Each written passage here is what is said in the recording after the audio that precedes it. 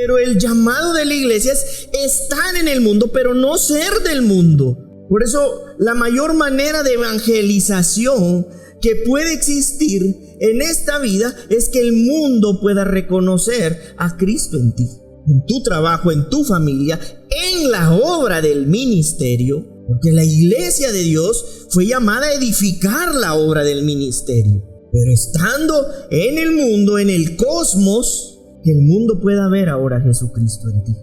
¿Y cómo lo va a ver? En todas las cosas que nos pasan allá afuera. ¿Y qué cosas nos pasan?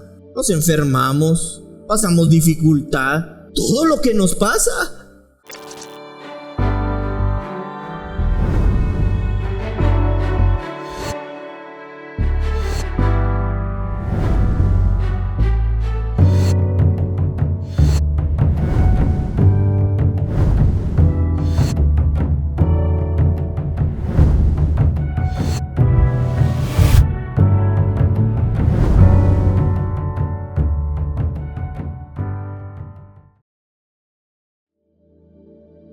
Hemos estado en una serie en las últimas 3 semanas sobre la iglesia, y pues hoy no va a ser la excepción.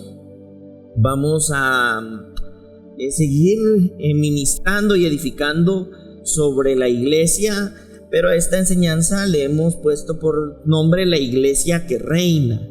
Muy bien, vamos a dar inicio con lo que hemos pues iniciado las últimas 2 enseñanzas para tener una base sobre la que vamos a ir construyendo esta palabra el día de hoy. Vamos a ir entonces a Mateo 16:18 para que recordemos lo que hemos aprendido acerca de esto. Y es Jesús que les dice: yo también te digo que tú eres Pedro, y sobre esta roca edificaré mi iglesia, y las puertas del Hades no prevalecerán contra ella. Tú eres Pedro, ¿verdad? Veíamos que Pedro viene de la palabra Petra, en otras ocasiones de Petros, que significa piedra. Nosotros ahora entendemos en el nuevo pacto, en el que vivimos nuestra realidad espiritual, que es gloriosa, es triunfante y victoriosa, que cada uno de nosotros somos piedras vivas, ¿verdad? Somos piedras vivas. Es que somos piedras vivas. ¿Quiénes creen conmigo que somos piedras vivas? Entonces, en alguna medida, cuando Jesús está hablando de Pedro, no lo está haciendo porque es en sí Pedro la roca sobre la que va a edificar el Señor su iglesia, porque posteriormente a eso está el simbolismo profético en donde dice: y sobre esta roca edificaré mi iglesia. Si nosotros tomamos en cuenta que a lo largo de la historia de las escrituras, de la misma Biblia, de la vida espiritual, tenemos referencias, como por ejemplo en la carta a los Hebreos, viene el escritor y les dice a los gentiles, a quienes les escriben la carta a los hebreos, que había una roca que les seguía durante todo su camino en el desierto. Esa roca, les dice, es una figura profética de Jesucristo. Es decir, cuando Jesús está hablando que sobre esa roca edificará su iglesia, es porque está haciendo una especial referencia a Jesucristo mismo. Es decir, aquí Jesús está personalizando la edificación sobre él mismo. Es decir, él mismo se está convirtiendo, llamémosle así, o se está poniendo como el fundamento de su iglesia. Y entonces dentro de esa iglesia hay piedras vivas que somos nosotros. Di conmigo: yo soy una piedra viva que necesita ser edificada sobre la roca. ¿Y quién es la roca? Jesucristo mismo. En el templo para hacer una referencia, lo veíamos hace tal vez 2 meses, en el templo de Salomón, dice que las piedras eran trabajadas en la cantera, y que ese trabajo que se hacía en la cantera no llegaba el sonido o el ruido al templo. Esto significa y tiene también una representación profética de que esas piedras que eran trabajadas en la cantera, intencionalmente cada uno de nosotros como piedras vivas, cuando nos entregamos al crecimiento de la vida en el Espíritu, de manera incluso privada, en la cantera, en nuestras casas, en nuestra vida diaria, eso va a provocar entonces que nosotros no llevemos ese ruido a la edificación. ¿Sí me estoy explicando? Es decir, que en ese trabajo privado, íntimo, en donde nosotros trabajamos, nos ejercitamos en la vida del Espíritu, va a provocar que entonces seamos más efectivos en la labor del templo, de la iglesia de Cristo, que somos nosotros. Porque a la final nosotros como piedras vivas somos llamados a ser pulidos, ser edificados para construir la iglesia del Señor. Y vamos a ser muchísimo más certeros o eficientes si nosotros tomamos verdaderamente con compromiso, intencionalidad, la vida que de parte de Dios hemos recibido en nuestros tiempos privados, por ejemplo. Y ya vamos a ir viendo un poco más acerca de esto. Entonces les dice Jesús sobre esta iglesia: las puertas del Hades no prevalecerán. Les explicaba yo que el Hades hace referencia, en ese tiempo había un dios griego que se llamaba Hades, que era el dios del inframundo. Pero también aquí quisiera hacer yo una especial referencia en que nosotros sabemos de que Jesucristo venció, mostró el triunfo en la cruz, selló esa victoria con su sangre y entonces venció sobre el reino de las tinieblas.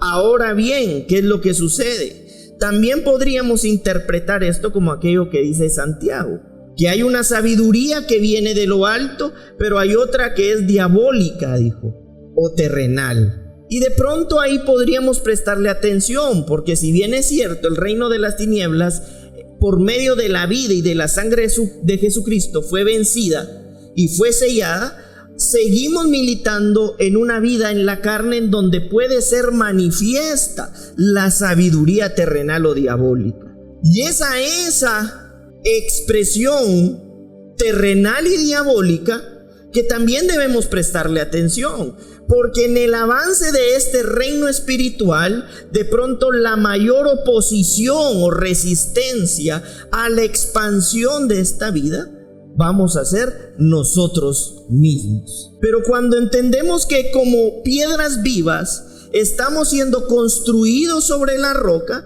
entonces sabemos que de parte de Dios hemos recibido el poder para prevalecer en contra de cualquier expresión terrenal y diabólica. Tanto así que en algún momento el apóstol Pablo dice que la perdición está cuando solamente pensamos en nuestro propio vientre. Y por pensar en nuestro propio vientre es que podemos perdernos, extraviarnos de la fe. Y cuando podríamos traducir esto de preguntarnos qué es pensar en nuestro propio vientre, de pronto podríamos decir entonces que son nuestros propios deseos humanos, nuestra propia sabiduría terrenal, de la que nosotros debemos estar atentos y comprender que como piedras vivas estamos siendo edificados sobre la roca que es Cristo. Amén.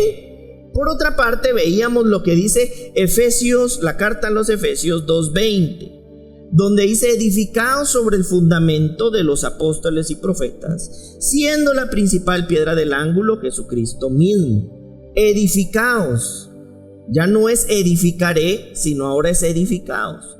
Esta es una instrucción mandatoria para la iglesia, de construir la vida del Espíritu sobre el fundamento. ¿Y cuál es el fundamento? El que vimos en Mateo, la roca. ¿Y quién es la roca? Jesucristo. Es decir, Jesucristo mismo hace su morada en nosotros y Él se pone como el fundamento. Y entonces el escritor a la carta a los Efesios nos dice y le dice a la iglesia: edifíquense, construyanse de acuerdo a lo preestablecido por ese fundamento. Entonces, entendiendo esto, nosotros sabemos que la iglesia que prevalece y permanece es aquella que tiene por fundamento ¿a quién? A Jesucristo mismo. Y nosotros como iglesia del Señor estamos cimentados sobre la roca. Digan conmigo, mi vida está cimentada en Cristo. Muy bien.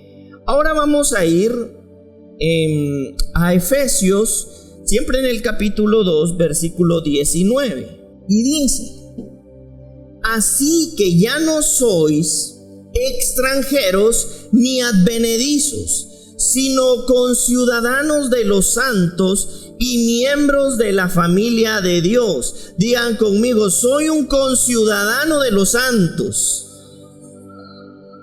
y miembro de la familia de Dios.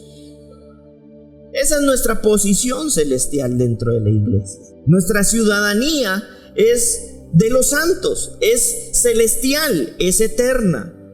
Y somos miembros por medio de Jesucristo, que hemos recibido su nombre. Nombre que es sobre todo nombre, dice la Escritura. Legalmente fuimos sellados con el nombre de Cristo. Entonces, legalmente ese es el nombre por el que Dios nos identifica como parte de su familia. ¿Cómo tú identificas a tus hijos? Porque los tienes y también tienen tu apellido, legalmente. Pues para que esto cobrara legalidad, viene el Señor y da a su Hijo para que por medio de su Hijo nosotros recibiéramos el nombre que es sobre todo nombre.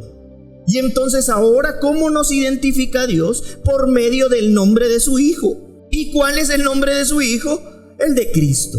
Entonces, ¿por qué somos parte de la familia de Dios? Porque tenemos el nombre de Cristo legalmente sellado con su Espíritu como garantía de que somos hijos de Dios. Y dice el versículo 20, lo que veíamos: edificados sobre el fundamento de los apóstoles y profetas, siendo la principal piedra del ángulo Jesucristo mismo. Edificados sobre el fundamento de los apóstoles y profetas, quienes tenían la tarea en el Antiguo Testamento de señalar, mostrar o dar a conocer el fundamento. Les pregunto yo, ¿los apóstoles? ¿Los profetas? Por eso es que la Escritura dice que por medio de tipos, sombras proféticas, nos era anunciado lo que estaba preservado, o al que estaba preservado en el tiempo. ¿Y quién es el que estaba preservado en el tiempo? Jesucristo mismo. Y entonces sabemos que el fundamento de los profetas en el Antiguo Testamento, ¿quién era? Jesucristo. Ahora bien, ¿qué sucede en el Nuevo Testamento? La iglesia transiciona a un diseño apostólico, porque Jesucristo mismo, dice Hebreos 3:1, si no estoy mal, Él se convirtió en el fundamento como el sumo apóstol de nuestra fe. Por tanto, hermanos santos, participantes del llamamiento celestial, considerad al apóstol y sumo sacerdote de nuestra profesión, ¿a quién? A Cristo Jesús. Entonces, al Él convertirse en el fundamento, en el fundamento apostólico, naturalmente nos introduce a un nuevo tiempo. Un nuevo tiempo donde instaura su iglesia, y entonces su iglesia crece sobre un fundamento ¿qué? Apostólico. Por eso no es, tal vez, como podríamos decirlo, de sorprendernos que Dios pueda levantar en diferentes partes del mundo distintos tipos de apóstoles que entienden el diseño de su iglesia, porque estamos en una iglesia en tiempo apostólico. Porque el sumo apóstol de la fe, Cristo Jesús, se colocó como el fundamento, y entonces el diseño cobra una forma de diseño apostólica. Y entonces dice el escritor de Efesios que seamos edificados sobre el fundamento que tienen ahora los apóstoles y que tuvieron también los profetas. ¿Y quién es ese fundamento? El mismo de siempre, Jesucristo. El único, por siempre y para siempre, por los siglos de los siglos. En el tiempo presente, en el tiempo pasado y en el tiempo que está por venir. Por eso es que en Él no hay sombra de variación. Porque Él es el mismo de antes, es el mismo de hoy y es el mismo por los siglos de los siglos. Amén. Y entonces acá claramente nos dice, en el versículo 21, en quien todo el edificio bien coordinado, ¿qué va pasando con ese edificio bien coordinado? Es decir, la iglesia del Señor necesita coordinación. ¿Y cuál es esa coordinación? Crecer de acuerdo al diseño de Dios. Al crecer bien coordinado, entonces hay un efecto en su iglesia que somos nosotros. Y dice que la buena coordinación de acuerdo al diseño de Dios, ¿qué produce? Crecimiento. Digan conmigo, si estoy bien coordinado de acuerdo al diseño, voy a crecer, porque eso es parte del diseño. Va a ir creciendo para ser, dice entonces, un templo santo en el Señor. Miren, esto es maravilloso, porque los templos que conforman su iglesia, ¿quiénes son? Nosotros, los recipientes del Espíritu de Dios, el Espíritu Santo. Que si crecen de acuerdo al diseño bien coordinado, es inevitable que entonces se erija o crezca como un templo santo en el Señor. Y es ahí entonces donde por medio de la vida del Espíritu, si estamos bien coordinados de acuerdo al fundamento, nos convirtamos en la alabanza de su gloria. ¿Por qué? Porque es la misma vida del fundamento la que se está propagando en todo el templo. La vida de su Hijo. Y si es la vida de su Hijo, ¿cómo no va a ser alabanza y adoración a Dios? Y dice en el versículo 22, en quien vosotros sois juntamente edificados para morada de Dios en el Espíritu. Por eso es que Él se convirtió en la piedra angular de esta edificación espiritual, para que todos nosotros tengamos la vida donde están plantadas nuestras raíces. Por eso es que la Escritura habla de que fuimos mudados, cambiados de reino. ¿Al reino de quién? Dice, de su Hijo amado. Estamos en el reino del Hijo.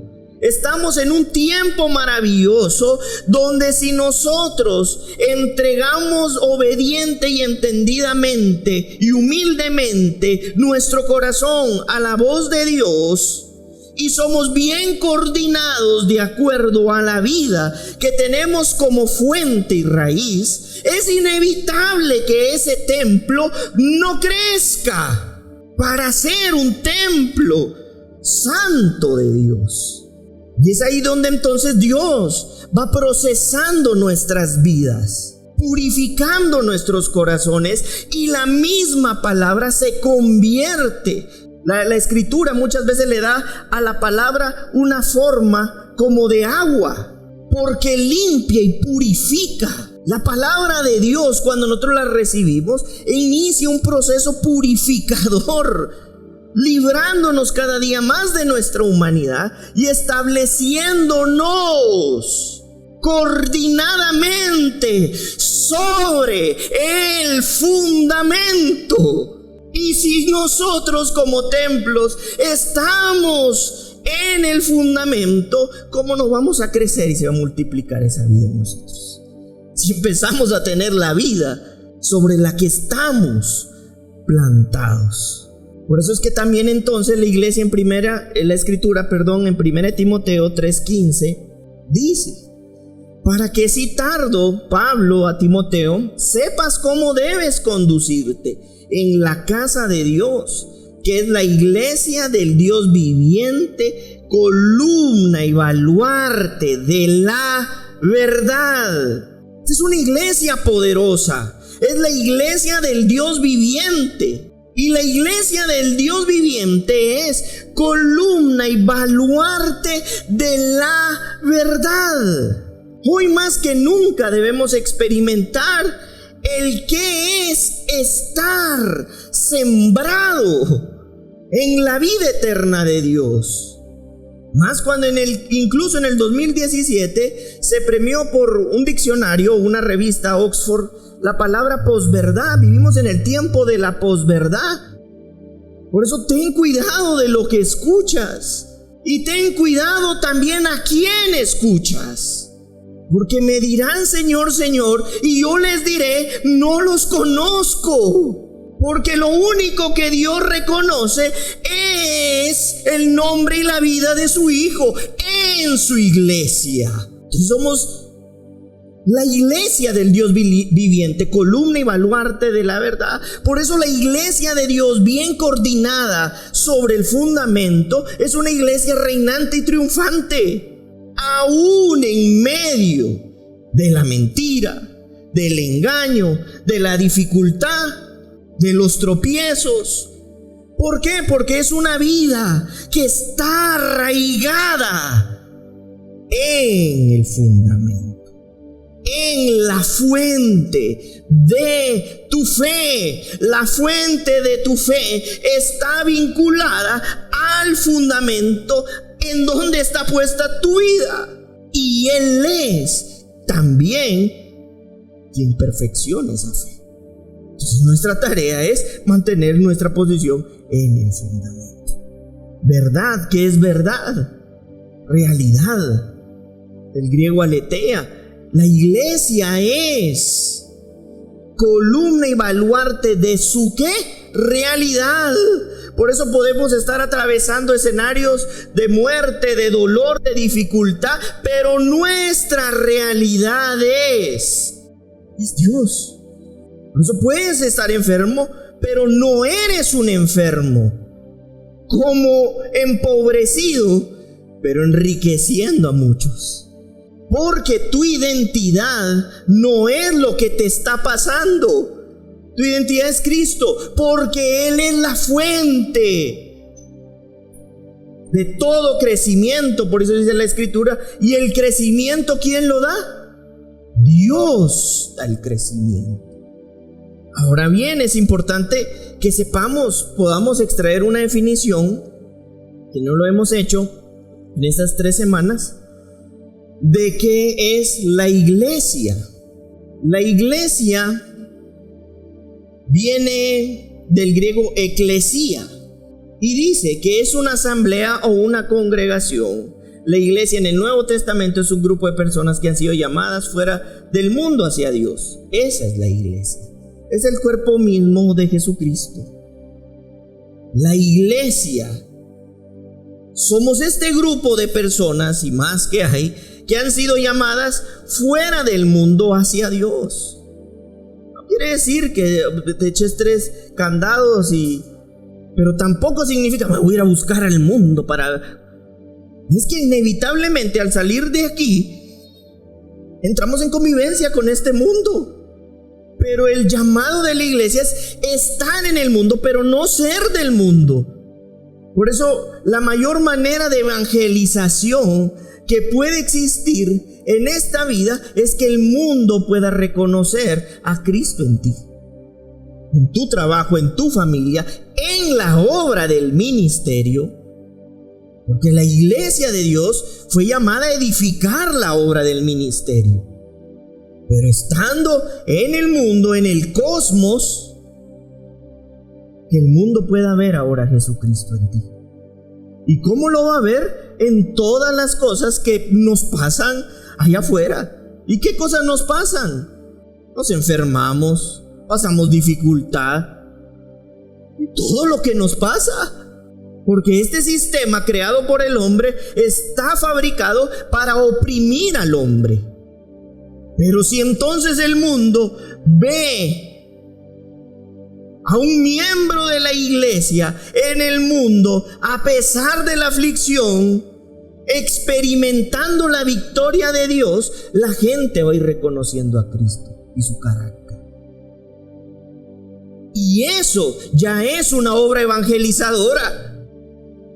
Si como iglesia nosotros crecemos en esta realidad, entendiendo que somos columnas y baluartes de esta realidad, nosotros, más de centrar la vista del mundo en nosotros, estaríamos redirigiéndola a la vida de nuestro fundamento. Es que tristemente la iglesia ha sido formada para tener testimonios que nada glorifican al Señor, pero centran la mirada en nosotros. Y el mundo lo que necesita ver por medio de su iglesia es a Cristo. Ser transformados de una mente de demonio a una mente de dominio. Ser compungidos por la vida del Espíritu y reconocer que necesitamos cambiar de propósito. Eso es arrepentimiento. Es cuando llega ese boom del Espíritu que te hace entrar en la conciencia y darte cuenta que has vivido fuera del propósito de Dios. Y empieza un proceso en donde dispones tu corazón a que Dios renueve tus pensamientos y cambie tu mentalidad de humanidad a una mente espiritual, la mente de Cristo. Seguiremos estando en el mundo, pero no somos del mundo. Soy débil, es que yo soy débil. Porque quiere ser débil. Porque el edificio bien coordinado crece.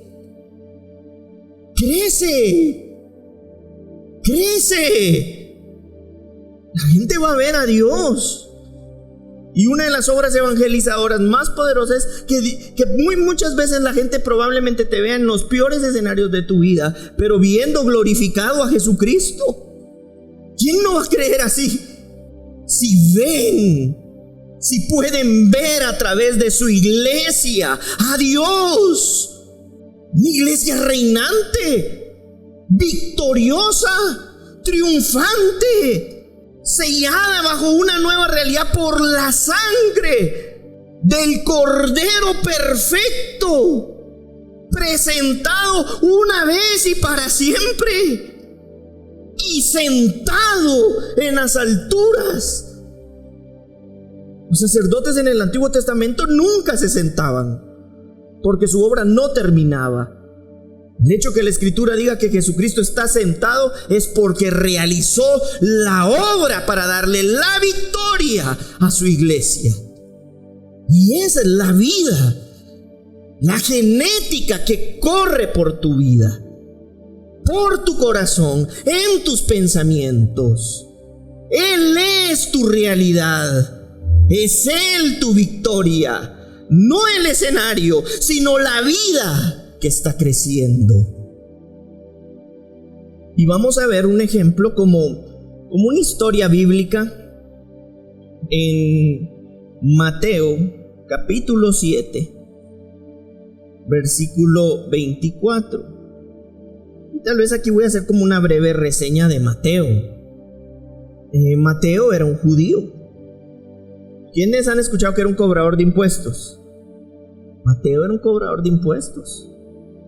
Pero esto era particular porque en ese tiempo los judíos esperaban a su rey que viniera con poder militar a librarlos del imperio romano. Y en ese tiempo los judíos estaban gobernados por Herodes. Herodes no era judío. Roma significaba poder y fuerza.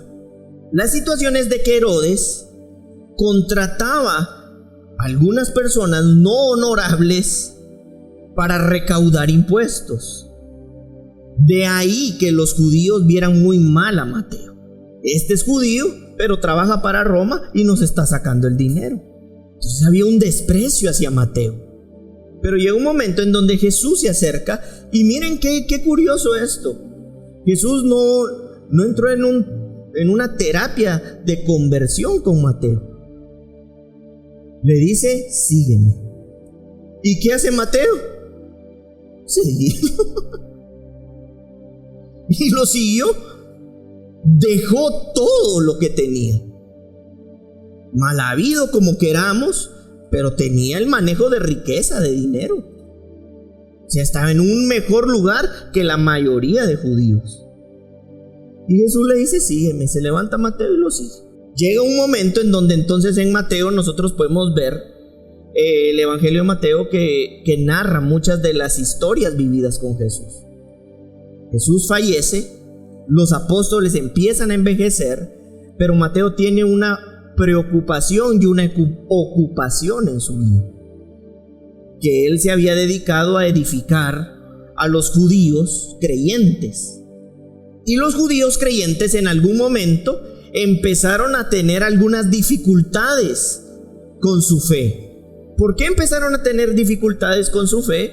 Porque a estos judíos creyentes que se convertían, sus familias no creían lo mismo que ellos empezaron a creer, como punto uno. Y eso creaba distanciamiento entre la familia, porque las familias estaban creyendo una cosa y las otras que permanecían en el judaísmo creían otra cosa. Pero también les preocupaba en gran manera que los que se estaban multiplicando y creyendo eran los gentiles. ¿Y cómo era posible que tantos gentiles estuvieran convirtiéndose a la fe sin que ellos fueran parte del pueblo escogido de Dios, según su propia opinión? Entonces empezaron a tener ciertas dudas. Y es ahí donde entonces viene Mateo y deja este evangelio para que entonces pudiéramos conocer y afirmar, o ellos pudieran afirmar su fe en aquello que Jesucristo vino a predicar. Por eso es que nosotros vamos a ver en Mateo 7, que si bien es cierto, en muchas de las referencias se refiere al pueblo de Israel, sustancialmente hay una serie de parábolas que hablan del reino. Y al hablar del reino, entonces le encontramos una aplicación presente para nuestras vidas. Vamos a ver lo que dice Mateo 7, versículo 24. Cualquiera pues que me oye estas palabras y las hace, le compararé a un hombre prudente que edificó su casa sobre la roca. ¿Quién es la roca? Y entonces descendió la lluvia, y vinieron ríos, y soplaron vientos, y golpearon contra aquella casa, y no cayó, porque estaba, ¿qué? Fundada. ¿Sobre quién? La roca. ¿Y quién es la roca? ¿Tiene eso una aplicación para nuestras vidas el día de hoy? Esta metáfora es de reino, entonces sigue teniendo vida para nosotros. Pero cualquiera que me oye estas palabras y no las hace, le compararé a un hombre insensato que edificó sobre la ¿qué? Arena. Y descendió lluvia y vinieron ríos y soplaron vientos y dieron con ímpetu contra aquella casa. Y cayó y fue grande su ruina. Digan conmigo, fue grande su ruina. Y cuando terminó Jesús estas palabras, la gente se admiraba de su doctrina, porque les enseñaba como quien tiene autoridad y no como los escribas. Bueno, aquí nos habla de aquella casa de Loicos, un templo que somos cada uno de nosotros, que fue puesto sobre la roca. Pero aquí también habla de algo que yo quisiera que prestáramos atención. Cuando la escritura habla de que estaba fundada sobre la roca, habla desde un aspecto de fundición. Es decir, estas casas estaban fundidas. Yo no sé si ustedes han visto en algún momento algún tipo de fundición, pero cuando hay una fundición, es muy poco probable que nosotros logremos separar los materiales. ¿Por qué? Porque están, ¿qué? Fundidos. Entonces la escritura nos invita aquí a que nuestras vidas, como la casa, esté ¿qué? Fundida con Jesucristo. Necesitamos estar fundidos en Jesucristo, porque entonces, dice la escritura, vendrán los azotes de la vida, y los azotes de la vida no van a destruir esa casa, porque esa casa tiene por cimiento a Jesucristo, pero con peculiaridades como que está fundida en esa vida. Por eso es que los escenarios más desafiantes no van a poder dividir la fundición que hay sobre esa casa. Mientras quien no está fundido en la roca está sobre la arena, y entonces vendrán las dificultades de la vida y destruirán esa casa.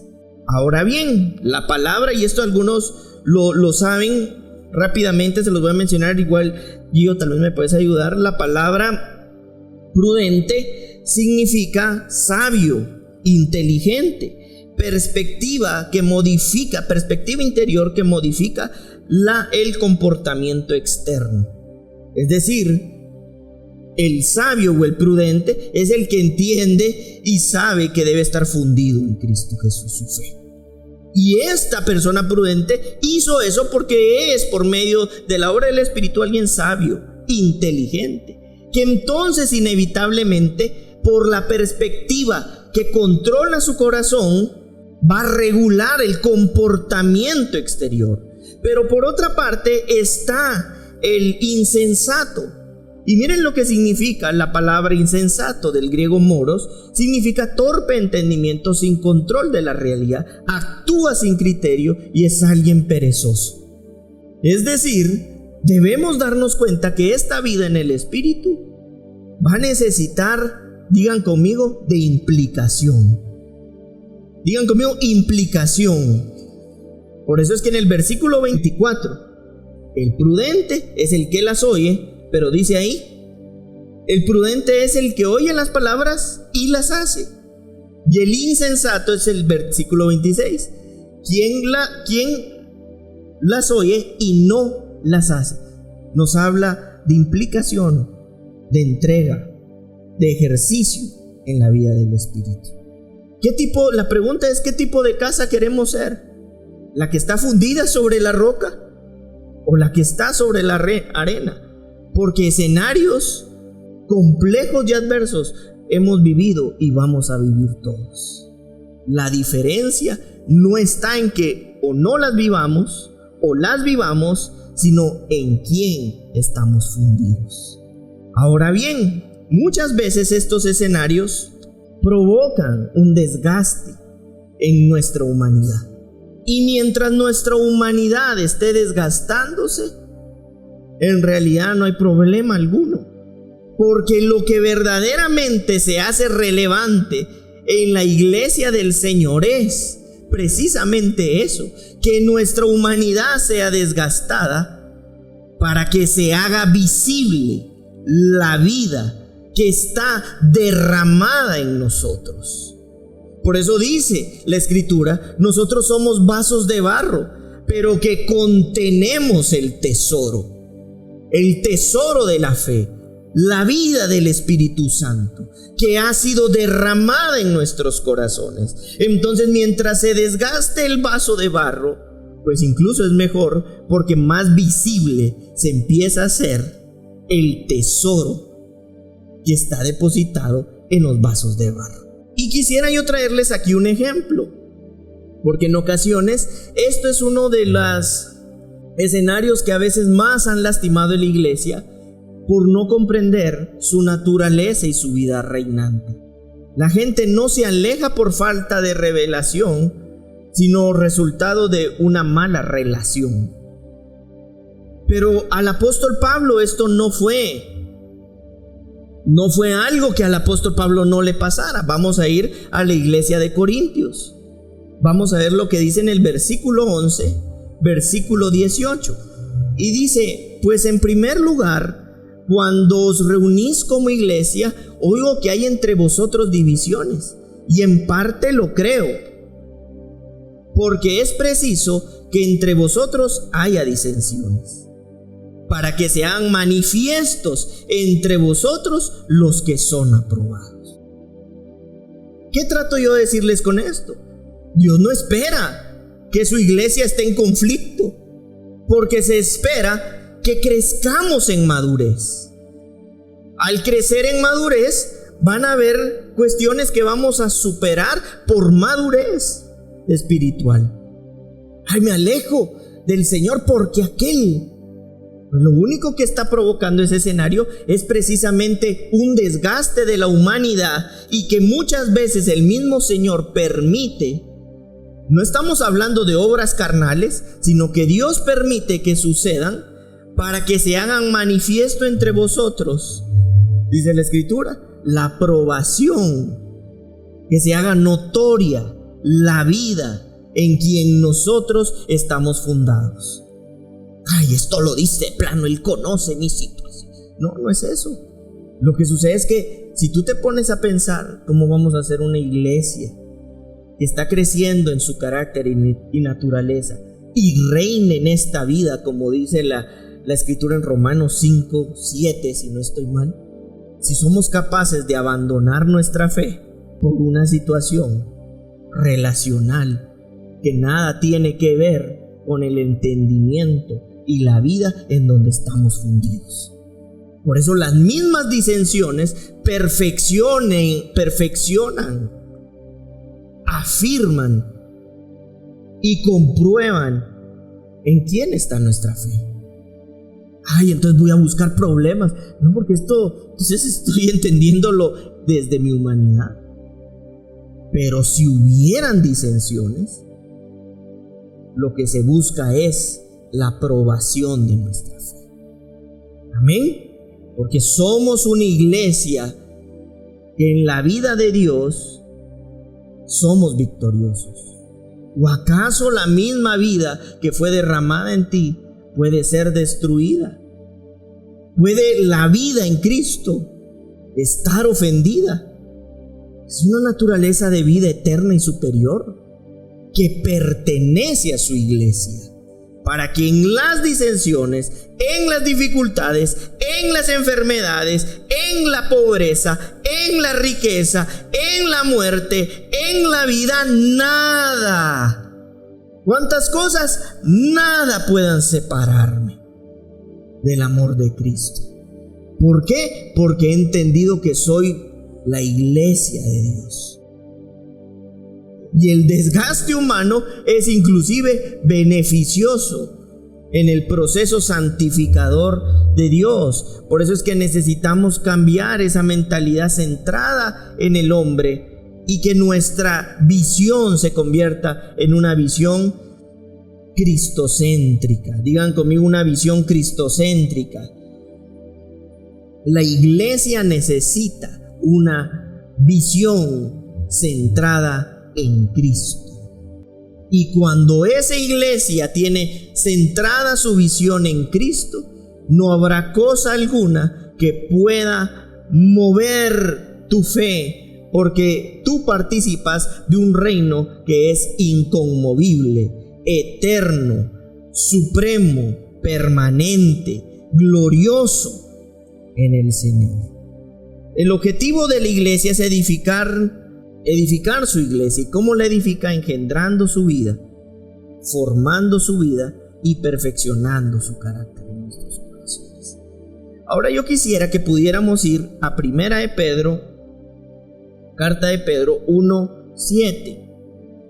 Dice: porque la fe de ustedes es como el oro. Su calidad debe ser ¿qué? Probada.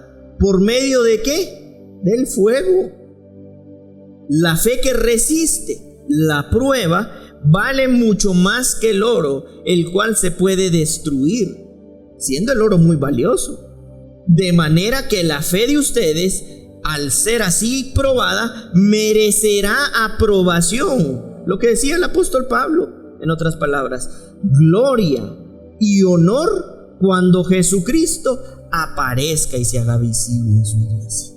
Es decir, aquí el apóstol Pedro menciona por lo menos tres cosas importantes. Dice: la fe de ustedes es como el oro, su calidad debe ser probada por medio del fuego. La fe que resiste, la fe que nosotros como iglesia de Dios tenemos ¿qué capacidad tiene? De resistir. Tenemos una fe resistente. ¿Por qué? Porque no está fundada en nosotros. Está fundida en el que es la fuente de nuestra fe. Entonces tenemos una fe que resiste. 2, dice acá, la fe que resiste la prueba vale mucho más que el oro. esa fe que resiste es muchísimo más valiosa que las cosas de este mundo pasajeras. La fe que tú tienes en Dios vale mucho más que el escenario en donde tú puedas estar atravesando. Lo que alguien probablemente te pudo haber hecho.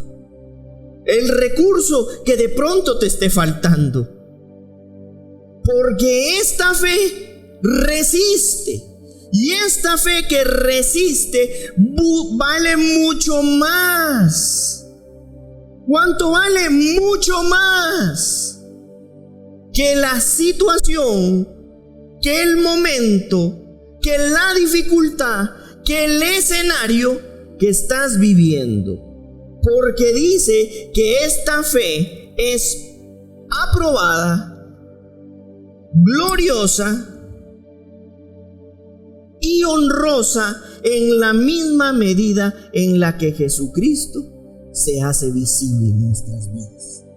¿Por qué esto es tan importante? Porque los mismos escenarios promueven la aparición, la expresión, la manifestación de la vida que ha sido derramada en su iglesia.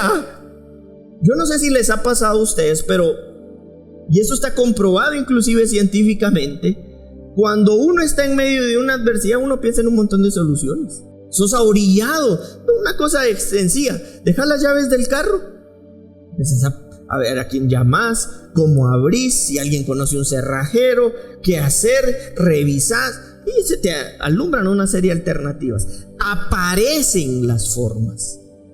La prueba de la fe que resiste, que vale mucho más que el escenario, provoca la aparición sobre la vida en donde nosotros estamos siendo fundidos. Por eso lo que tú estés viviendo, vívelo bajo una perspectiva de iglesia que tiene propósito. Porque es esa fe resistente que vale mucho más que la adversidad, que provocará la expresión, la aparición, la manifestación de Jesucristo en tu vida, del carácter que de Dios se está formando. Y también traerá a nosotros la conciencia y la necesidad de seguir creciendo coordinadamente como esa iglesia, como ese edificio, como ese templo que somos nosotros. ¿Sabes por qué muchas veces a nosotros nos sigue distrayendo todo lo que nos pasa?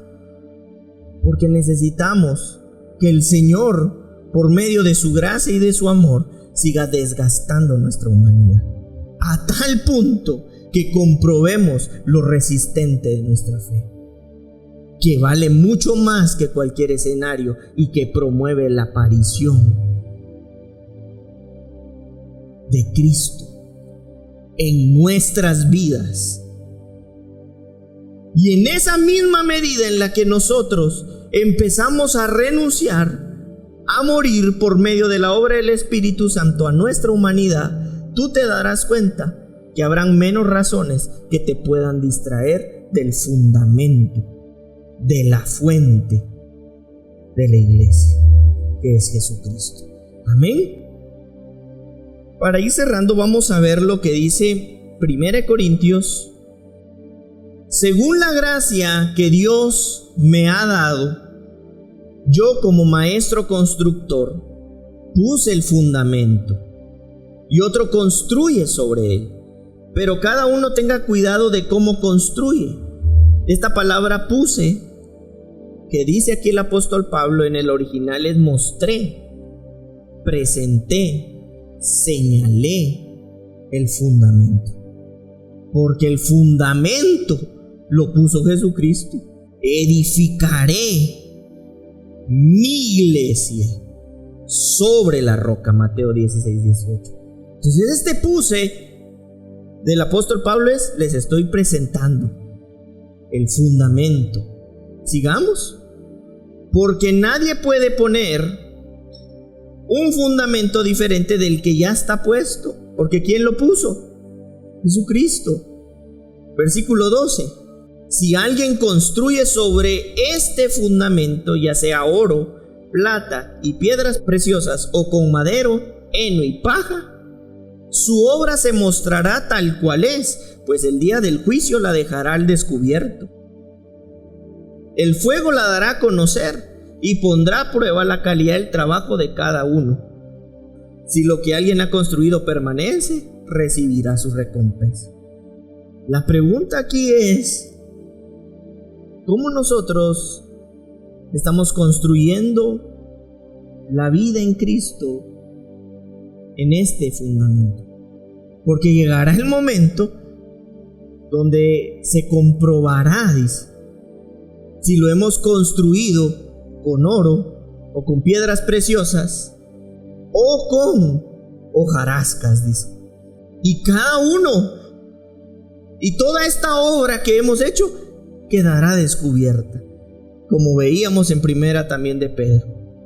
Si los materiales que estamos utilizando para construir nuestra vida son los eternos y celestiales, son más valiosos que el oro y son más que las piedras preciosas.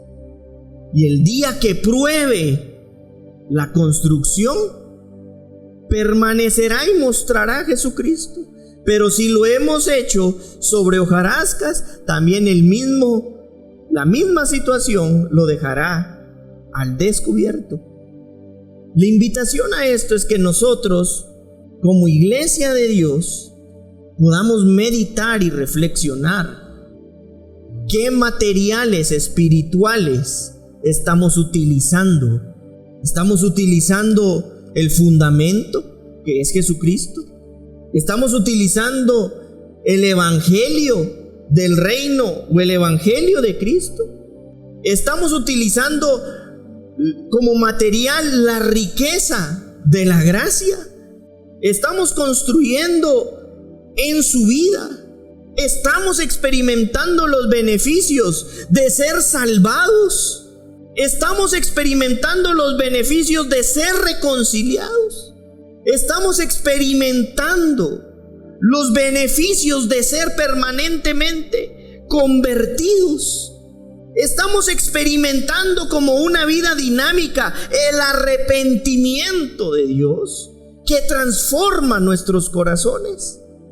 De ser así, lo más seguro es que cuando venga el escenario adverso, el mismo escenario mostrará la obra que hemos hecho con los materiales que hemos recibido. Y entonces, la fe más valiosa que el oro hará visible la vida de su Hijo. Por eso no importa el momento, la situación o la adversidad, sino en quién está fundida nuestra vida. Porque en el Señor hemos sido escogidos, llamados para ser construidos con estos materiales espirituales y eternos, para entonces poder hacer visible al mundo que aún estando como ellos en este mundo que nos aflige, lo que se muestra es la vida de Jesucristo. Y es ahí donde entonces nosotros sabemos que debemos andar por aquel que es el camino. ¿Para qué es el camino? ¿Para qué sirve un camino? Para caminar. Yo soy el camino. Él es nuestra senda. Y tu palabra es a mis pies. Y haz tesoros donde el orín y la polilla no corrompen. Y entonces, cuando venga aquel día, si la obra de nuestras manos con la riqueza que hemos recibido permanece, recibiremos, dice, recompensa, la recompensa eterna. Por eso estamos en la esperanza que no avergüenza, la esperanza de gloria, que es Cristo Jesús. Amén.